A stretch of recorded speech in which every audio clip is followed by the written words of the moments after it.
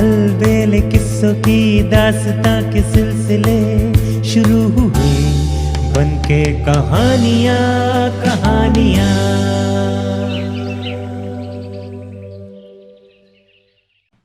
आइए सुनते हैं आज की कहानी मित्रता। एक राजा था, उसके पुत्र एवं उसके मंत्री के पुत्र में गहरी दोस्ती थी। दोनों साथ साथ रहते, खाते एवं घूमते थे।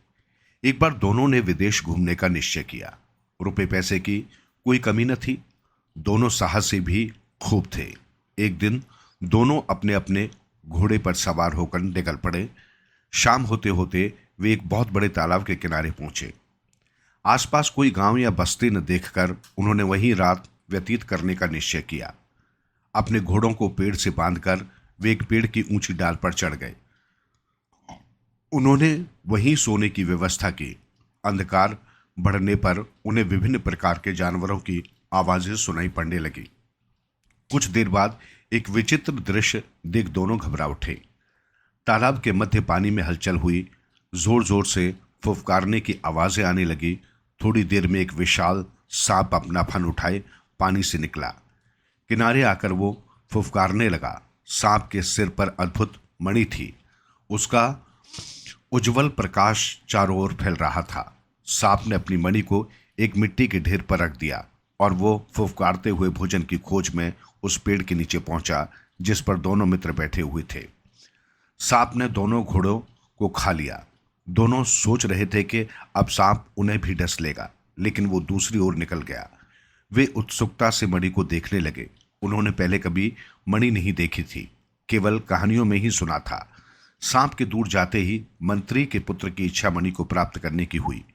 उसने सुना था कि मणि से निकलते प्रकाश को ढकने का एकमात्र उपाय गोबर या फिर घोड़े की लीद है। घोड़े की लीद पेड़ के नीचे थी ही। वो जल्दी से पेड़ से उतरा, मणि को घोड़े की लीद से ढक दिया और फिर पेड़ पर चढ़कर बैठ गया। थोड़ी देर बाद सांप लौटा और मणि को ढूंढने लगा। मणि न पाकर वो गुस्से से फन पटकने लगा। गुस्से एवं दुख से उसने वहीं प्राण त्याग दिए। सुबह होने पर राजा का बेटा एवं मंत्री का बेटा पेड़ से उतरे। मंत्री के बेटे ने मणि को निकाल लिया तथा उसे धोने के लिए तालाब की ओर गया। मणि को धोते ही उससे अपूर्व प्रकाश निकलने लगा। उस प्रकाश से तालाब का तल तक प्रकाशित हो गया। उन्होंने देखा कि तालाब के तल में दीवारों से घिरा एक विराट महल है। मंत्री के पुत्र ने कहा, चलो डुबकी लगाकर वहां चलते हैं। राजा के पुत्र ने डरते हुए कहा, अगर वहां कोई दैत्य दानव हुआ तो? मंत्री का बेटा साहसी था। उसने कहा, चलते हैं, जो होगा देखा जाएगा। दोनों ने तालाब में डुबकी लगाई। मंत्री के पुत्र के हाथ में मणि थी। उसके प्रकाश से चारों ओर जगमग हो गई। कुछ क्षणों में वे तालाब में स्थित राजमहल तक पहुंच गए। राजमहल का मुख्य द्वार खुला हुआ था। दोनों ने अंदर प्रवेश किया, लेकिन उन्हें कोई दिखाई नहीं दिया। महल के चारों ओर बगीचा था। बगीचे में तरह तरह के फूल खिले हुए थे। महल की दीवारें सोने की थी, जिसमें हीरे जड़े हुए थे। महल के अंदर की सारी वस्तुएं सोने की थी, लेकिन वहां कोई भी आदमी दिखाई नहीं दे रहा था। ऐसा लगता था मानो सब उस महल को छोड़कर अन्यत्र चले गए हैं। घूमते घूमते वे एक कमरे में पहुंचे। वहां सोने की पलंग पर एक लड़की को सोते देखकर वे आश्चर्यचकित हो गए। वो अत्यंत सुंदर थी। दूध के समान सफेद रंग था उसका। उसकी उम्र लगभग 16 वर्ष होगी। दोनों उसे आश्चर्यचकित होकर देख रहे थे। कुछ देर बाद लड़की की नींद खुली। उसने आंखें मलते हुए उन्हें देखा और घबराकर बोली, हाय सर्वनाश, तुम लोग यहाँ कैसे आ गए? क्या तुम्हें पता नहीं है कि यहाँ एक बहुत बड़ा सांप रहता है? वो अभी आएगा और तुम्हें देखते ही खा जाएगा। जानता हूं, दोनों ने कहा। विश्वास नहीं हो रहा। बिस्तर से उठती हुई वो बोली, उस सांप ने मेरे माता पिता, भाइयों, नौकर चाकर, सिपाही, स्वजन एवं समस्त आत्मीय जनों को खा लिया है। केवल मुझे छोड़ दिया है। तुम लोग तुरंत भाग जाओ, वरना वो तुम्हें भी खा जाएगा। मंत्री के पुत्र ने कहा, अब सांप नहीं आएगा क्योंकि वो मर चुका है। ये सुनकर लड़की बहुत खुश हुई। सांप से उसे बचाने के लिए वो उन्हें बार बार धन्यवाद देने लगी। फिर साग्रह बोली, तुम लोगों ने मुझे सांप से बचाया है। कृपया इस महल में मुझे अकेली छोड़कर मत चले जाना। दोनों ने उसे आश्वासन दिया। दोनों वहीं रहने लगे। लड़की देखने में जितनी सुंदर थी, स्वभाव में उतनी ही अच्छी थी। कुछ दिनों के बाद राजपुत्र ने उसके साथ विवाह कर लिया। उसके कुछ दिनों बाद राजपुत्र ने अपने देश जाने की सोची, लेकिन वही शाही ठाट बाट के साथ जाना चाहता था। मंत्री पुत्र ने कहा कि वो पहले जाकर राजा को सब कुछ बता देगा, फिर हाथी घोड़े प्रजा के साथ आएंगे और दोनों को राजसी ठाट के साथ ले जाएंगे। ये सुनकर राजपुत्र आश्वस्त हो गया। तय कार्यक्रम के मुताबिक मंत्री पुत्र जाने को तैयार हुआ। तालाब के ऊपर जाने के लिए मणि की जरूरत थी। दोनों ने तय किया कि मणि लेकर दोनों ऊपर जाएंगे, फिर राजपुत्र मणि के साथ वापस आएगा और मंत्री पुत्र अपने देश की ओर रवाना होगा। इसी कार्यक्रम के अनुसार जल से बाहर आकर मंत्री पुत्र ने अपने लौटने की तिथि राजपुत्र को बताई और अपने देश के लिए उसने प्रस्थान किया। राजपुत्र मणि लेकर अपनी पत्नी के पास वापस आ गया। इधर मंत्री पुत्र सीधे रास्ते से न लौटकर दूसरे रास्ते से अपने देश को लौटा, जिससे उससे देश पहुंचने में अधिक दिन लग गए, इसलिए उसे पूरी तैयारी के साथ लौटने में देर हो गई। उधर राजपुत्र उस निर्जन महल में अत्यंत अधीर होकर मंत्री पुत्र के लौटने की प्रतीक्षा करने लगा। एक दिन राजपुत्र दोपहर को भोजन कर सो रहा था, तभी उस लड़की की नजर उस मणि पर पड़ी। उसने सोचा पानी के बाहर क्या है, कभी देखा नहीं, अतः मणि लेकर ऊपर जाने एवं राजपुत्र के जगने से पहले लौट आने की इच्छा उसके मन में जगी। फिर उसने ऐसा ही किया। पानी से बाहर का वातावरण और प्राकृतिक दृश्य देखकर उसे अति प्रसन्नता हुई। तालाब के घाट की सीढ़ियों पर बैठकर उसने स्नान किया और कुछ देर तक इधर उधर घूमती रही। उसके बाद अपने महल में लौट आई। धीरे धीरे उसका साहस बढ़ता गया। अब वो प्रतिदिन दोपहर में राजपुत्र के सो जाने के बाद जल से बाहर आने लगी। जिस राज्य की सीमा के अंतर्गत वो तालाब था, उस राज्य का राजा अपने पुत्र के साथ एक दिन शिकार के लिए वहां आया। तालाब के पास ही उन्होंने अपना डेरा डाला। दोपहर को सभी खाने पीने में व्यस्त थे। राजपुत्र घूमते घूमते उसी तालाब के किनारे खड़ा हो गया। एक बुढ़िया वहीं आसपास की सूखी लकड़ियां चुन रही थी। वो लड़की भी रोज की तरह मणि लेकर तालाब के घाट की सीढ़ी पर बैठी हुई थी। अचानक उसकी नजर उन दोनों पर पड़ी। वो अत्यंत घबरा गई और तालाब में डुबकी लगाकर अपने महल में पहुंचकर उसने राहत की सांस ली। इधर राजपुत्र लड़की की सुंदरता पर मुग्ध हो गया था। ऐसी रूपवती कन्या उसने पहले कभी नहीं देखी थी। एक झलक दिखलाकर वो अदृश्य हो गई थी। राजपुत्र काठ की तरह स्थिर खड़ा रहा और सोचने लगा कि कितना अच्छा होगा अगर वो रूपवती लड़की एक बार फिर उसे दिख जाए। लेकिन उसकी ये कामना पूर्ण नहीं हुई। वो पागल हो गया। बीच बीच में वो कहता जाता, अभी थी अभी नहीं। कोई कुछ समझ नहीं पा रहा था। राजपुत्र वहां से लौटना नहीं चाहता था। बड़ी मुश्किल से उसे राजमहल लाया गया। राजा ने राज्य के अनेक वैद्यों को बुलवाया, बहुत इलाज करवाया, पर कोई लाभ नहीं हुआ। राजा का बेटा सिर्फ एक रट लगाए हुए था, अभी थी अभी नहीं। राजा अत्यंत उदास हो गए। उन्होंने घोषणा करवाई, जो कोई भी राजपुत्र को ठीक कर देगा उसकी बेटी के साथ राजपुत्र का विवाह करवा दिया जाएगा एवं आधा राज्य भी उसे मिलेगा। लेकिन कोई भी सामने नहीं आया। राजा एकदम निराश हो गए। एक दिन एक बुढ़िया ने आकर कहा, महाराज, मैं आपके पुत्र को ठीक कर सकती हूँ। राजा ने आश्चर्य से कहा, तुम? बुढ़िया बोली, हाँ महाराज। राजा ने पूछा, राज्य के प्रसिद्ध वैद्य भी उसे ठीक नहीं कर सके और तुम ठीक कर दोगी? क्या तुम्हें उसके पागल होने का कारण पता है? हाँ महाराज, पर अभी नहीं बताऊंगी, पहले उसे ठीक कर दूं फिर बताऊंगी। बुढ़िया बोली, ठीक है, पर कितने दिन लगेंगे? राजा ने पूछा। बुढ़िया बोली, अभी नहीं बता पाऊंगी महाराज, पर आपका सहयोग मिला तो आपका बेटा शीघ्र ठीक हो जाएगा। मेरा सहयोग? कैसा सहयोग? राजा ने पूछा। जिस तालाब के किनारे राजपुत्र पागल हुए थे, वहां मेरे लिए एक झोंपड़ी बनवा दीजिए। झोंपड़ी से कोई 100 कदम दूर आपके अनुचर छिपकर रहेंगे एवं मेरे निर्देश पर कार्य करेंगे। बुढ़िया बोली। राजा ने अनुचरों को आदेश दिया कि वे बुढ़िया के निर्देश अनुसार कार्य करें। बुढ़िया फिर बोली, लेकिन महाराज, आप अपने वचन को भूल मत जाइएगा। मैं तो आपके बेटे से विवाह नहीं करूंगी, लेकिन बदले में आपको अपनी बेटी का विवाह मेरे बेटे फकीर चंद से करना होगा। उस बुढ़िया का फकीर चंद नामक एक बेटा था, इसलिए सब उसे फकीर की माँ कहकर बुलाते थे। लेकिन फकीर एकदम पागल था, बीच बीच में घर से भाग जाता था। वो लंगोटा धारण करता था और सारे शरीर पर राख मल लेता था। जब घर अब वापस आता तब दरवाजे पर खड़ी माँ के सामने उछल उछल कर नाचता। उसकी बात किसी को समझ में नहीं आती थी। राजा के आदेश से तालाब के किनारे झोपड़ी बना दी गई। 100 कदम की दूरी पर अनुचरों के रहने की भी व्यवस्था कर दी गई। अनुचरों को यह भी आदेश दिया गया कि जब तक बुढ़िया न बुलाए तालाब के किनारे कोई न जाए। बुढ़िया तालाब पर नजर रखने लगी। इधर तालाब के अंदर राजमहल में राजपुत्र अपनी पत्नी के साथ मंत्री पुत्र के आने का इंतजार कर रहा था, लेकिन मंत्री पुत्र का कुछ अता पता नहीं था। उस दिन की घटना के बाद लड़की एक दिन भी तालाब से बाहर नहीं निकली थी, लेकिन भाग्य का लिखा कौन जानता है।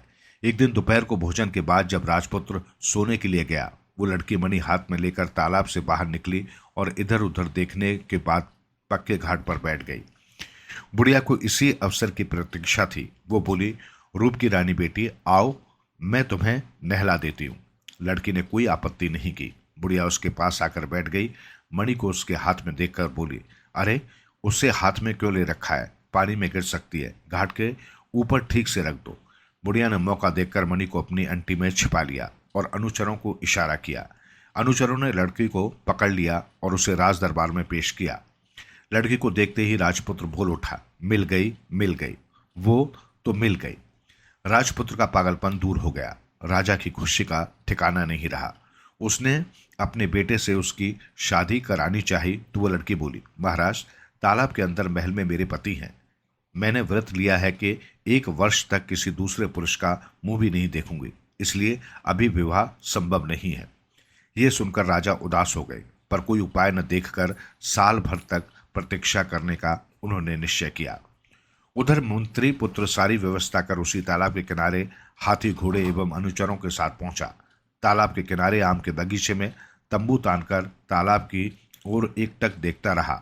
हालांकि निर्दिष्ट समय बीत गया था, किंतु मंत्री पुत्र को आशा थी कि राजपुत्र अवश्य बाहर आएंगे, परंतु राजपुत्र और उसकी पत्नी जल से बाहर नहीं निकले। मंत्री पुत्र ने सोचा, निश्चय ही कोई घटना घटी है, लेकिन पातालपुरी तक कैसे पहुंचा जाएगा। वो जानता था कि सांप की मणि के बगैर वहां तक पहुंचना असंभव है। इधर व्रत की अवधि समाप्त होने वाली थी। राजा ने अपने पुत्र के साथ उस लड़की के विवाह की तैयारियां शुरू कर दी। हलवाइयों ने पकवान बनाने शुरू कर दिए। नगर में घर द्वार सजाए जाने लगे। सिंह द्वार पर नौबत बैठी। राजमहल में शहनाइयां बजने लगी। मंत्री पुत्र ने पास के नगर से आने वाली शहनाई की आवाज को सुना। एक राहगीर से पूछने पर उसने बताया कि एक जल कन्या से इस देश के राजकुमार का विवाह होने जा रहा है, उसी की तैयारियां चल रही हैं। मंत्री पुत्र सारी बात समझ गया। उसने तय किया कि पहले नगर जाकर वो सारी बातों का पता लगाएगा। वो नगर की ओर चल पड़ा। उसने एक ब्राह्मण के घर में शरण ली। ब्राह्मण ने उसका आदर सत्कार किया, भरपेट भोजन कराया। विश्राम के बाद मंत्री पुत्र ने पूछा, हे ब्राह्मण देवता, कृपया बताएं नगर में इतनी तैयारियां क्यों की जा रही हैं। ब्राह्मण बोला, लगता है तुम इस नगर में नए आए हो। नगर के निकट जंगल में एक तालाब है, वहां से एक अपूर्व सुंदर जलकन्या को पकड़कर लाया गया है। कल राजपुत्र के साथ उसका विवाह होगा, इसलिए नगर में इतनी रौनक है। ये तो बड़ी अद्भुत बात है, ऐसा तो मैंने कभी सुना नहीं। दरअसल मैं बहुत दूर से आया हूं, कृपया मुझे पूरी बात बताइए, मंत्री पुत्र ने कहा। ब्राह्मण ने उसे बताया कि किस प्रकार इस देश का राजा शिकार खेलने जंगल गया था। वहां उसका पुत्र पागल हो गया और एक बुढ़िया ने एक जलकन्या को पकड़कर किस तरह उसे ठीक किया। मंत्री पुत्र ने पूछा, बुढ़िया को राजा ने जो वचन दिया था क्या वो पूरा हुआ? नहीं, क्योंकि बुढ़िया का पुत्र फकीरचंद कहीं गायब हो गया है। बुढ़िया का कहना है कि अब उसके आने का समय हो गया है। ये देखने में कैसा है? मंत्री पुत्र ने पूछा। ब्राह्मण बोला, देखने सुनने में वो तुम्हारी तरह है, पर लंगोटी धारण करता है एवं पूरी देह में राख मलकर रहता है। हाथ में पेड़ की एक डाल लेकर माँ के घर के दरवाजे के सामने उछल उछल कर नाचता और कहता रहता है, यह नहीं होगा, ये नहीं होगा। ये सुनने के बाद मंत्री पुत्र के ये सुनने के बाद मंत्री पुत्र ने मन ही मन एक योजना बनाई। वो ब्राह्मण से विदा लेकर नगर के बाहर आ गया। फिर फकीरचंद का वेश बनाकर पुनः नगर में लौट आया। हाथ में पेड़ की एक डाल लेकर बुढ़िया के घर के सामने उछल उछल कर नाचने लगा। फकीरचंद की आवाज सुनकर बुढ़िया बहुत खुश हुई। वो समझ न सकी कि मंत्री पुत्र फकीर चंद के वेश में आया है। खुश होकर बोली, लगता है भगवान ने मेरी सुन ली। बेटा, अब मुझे छोड़कर मत जाना। नहीं नहीं, ये नहीं होगा, ये नहीं होगा, नकली फकीर चंद ने कहा। बुढ़िया बोली, मेरे साथ रहो, राजा के बेटे के साथ तुम्हारा विवाह कराऊंगी। फकीर चंद शादी के लिए राजी हो गया। बुढ़िया ने कहा, तालाब से निकली जल कन्या को पकड़कर लाई हूं, देखने चलोगे? जाऊंगा जाऊंगा, नाचते नाचते फकीर चंद ने कहा। सांप के सिर की मणि देखोगे? बुढ़िया ने पूछा। देखूंगा देखूंगा, उसने कहा। बुढ़िया ने अंटी से मणि को जैसे ही निकाला, नकली फकीर चंद ने उसे लेकर अपनी अंटी में रख लिया। बुढ़िया इतनी खुश थी कि उसका ध्यान उस ओर गया ही नहीं। वो फकीर चंद को राजमहल ले गई। जिस कमरे में राजकन्या थी, उसने उसे उसी कमरे में बिठा दिया। शाम होने पर उसने उससे चलने के लिए कहा, लेकिन वो चलने के लिए तैयार नहीं हुआ। वो बहुत चीखी चिल्लाई, पर वो भी कम जिद्दी नहीं था, टस से मस नहीं हुआ। अंत में हारकर बुढ़िया पहरेदारों से उसका ख्याल रखने को कहकर अकेली लौट गई। रात में जब सब सो गए, तब मंत्री पुत्र लड़की के पास पहुंचा और उसने उसे अपना परिचय दिया। लड़की रो रो कर बोली, चाहे जैसे हो, मेरा उद्धार करो। तुम्हारे जैसा शुभचिंतक और कौन है? मंत्री पुत्र बोला, इसलिए तो मैं इस वेश में आया हूं। मैं जैसा कहूंगा वैसा ही करना। आज रात ही यहां से भागना होगा। उसके बाद नकली फकीर चंद बार बार खिड़की से बाहर आता, उछलता, नाचता। पहले तो पहरेदार थोड़े चौकन्ने हुए, फिर उसे पागल समझकर आपस में कहने लगे, पागल है, लगता है सारी रात इसी तरह करेगा, कभी खिड़की से बाहर आएगा, कभी अंदर जाएगा। उसे ऐसा करने दो, हम लोग थोड़ा सो लेते हैं। मौका देखकर मंत्री पुत्र जलकन्या को अपनी पीठ में बांधकर खिड़की के रास्ते निकल भागा। वे उसी तालाब के किनारे पहुंचे। राजपुत्र को महल से निकालकर अपने साथ उन्हें लेकर मंत्री पुत्र जल्दी जल्दी अपने देश की ओर लौटने लगा। हाथी घोड़े सब उसने पहले ही लौटा दिए थे, अतः उन्हें पैदल ही लौटना पड़ा। पहाड़, नदी, जंगल पार करते हुए वे अपने देश की ओर बढ़ने लगे। इसी तरह कई दिन बीत गए। कोई आबादी उन्हें दिखाई नहीं पड़ी। एक विशाल बरगद के पेड़ के नीचे एक रात उसने विश्राम करने का निश्चय किया। थके होने के कारण राजपुत्र एवं उसकी पत्नी गहरी नींद में सो गए। मंत्री पुत्र पहरा देने के लिए जागा रहा। उस पेड़ पर एक चिड़ा और चिड़ी का बसेरा था। मंत्री पुत्र ने दोनों को बातें करते हुए सुना। चिड़ी बोली, मंत्री पुत्र ने बहुत चालाकी से राजपुत्र और उसकी पत्नी को बचाया, लेकिन क्या वे सकुशल अपने देश पहुंच सकेंगे? चिड़ी ने कहा, मैं तो आने वाली भीषण विपत्ति को देख रहा हूं। राजपुत्र को लेने के लिए राजा हाथी भेजेगा, किंतु राजपुत्र उस हाथी पर चढ़ते ही गिरकर मर जाएगा। चिड़ी ने पूछा, अगर कोई राजपुत्र को हाथी की पीठ पर चढ़ने ही न दे तो फिर वो बच जाएगा, लेकिन इससे होनी टलेगी नहीं। राजमहल के सिंह द्वार से प्रवेश करते समय सिंह द्वार के टूटने से उसकी मौत हो जाएगी। चिड़ा बोला। चिड़ी ने पूछा, यदि कोई सिंहद्वार पहले ही तोड़ दे?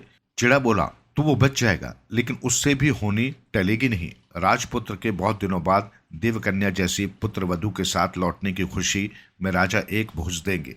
राजपुत्र की थाली में मछली का सिर परोसा जाएगा। उसे खाते ही गले में अटक जाने से राजपुत्र की मृत्यु हो जाएगी।